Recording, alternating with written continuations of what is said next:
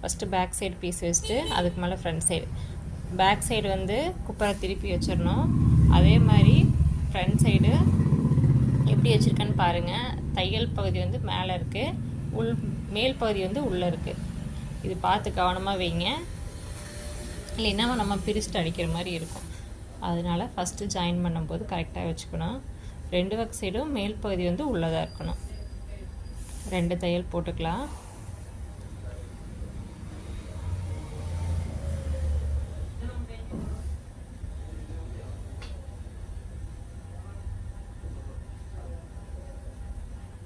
அவ்வளோதான், போட்டாச்சு.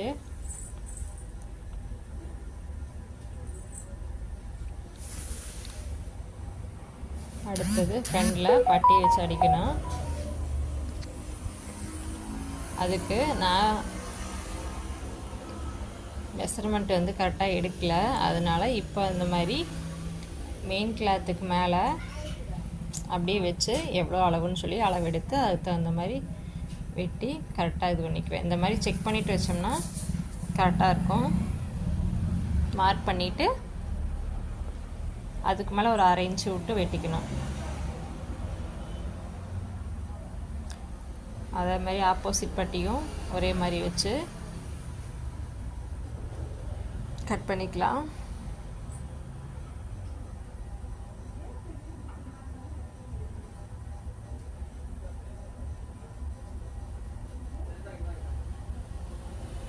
அவ்வளோதான், கட் பண்ணியாச்சு. அது நீ ஜாயின் பண்ணிக்கலாம். மேலே ஃப்ரண்ட் சைடு பீஸும் பட்டி பீஸும் ஜாயின் பண்ணிக்கலாம்.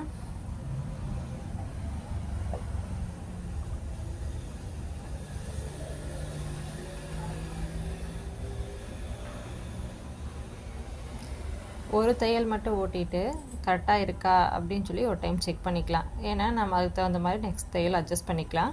அதனால் ஃபஸ்ட்டு தையல் ஓட்ட விட்டு ஒரு டைம் நம்ம 2 ஒரே மாதிரி இருக்கா அப்படின்னு செக் பண்ணிக்கலாம். 2 தையல் ஓட்டிக்கலாம். அடுத்தது ஆப்போசிட் சைட்லேயும் அதே மாதிரி பட்டி ஜாயின் பண்ணிக்கலாம்.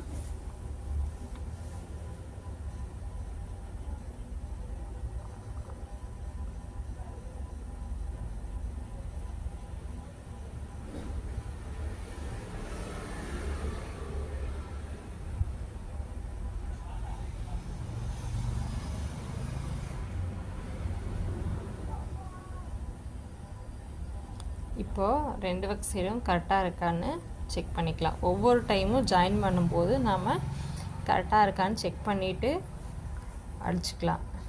இல்லைன்னா ஒரு மிஸ்டேக் ஆச்சு அப்படின்னா இதுக்கு மேலே பண்ணுறது எல்லாமே மிஸ்டேக் ஆகும்.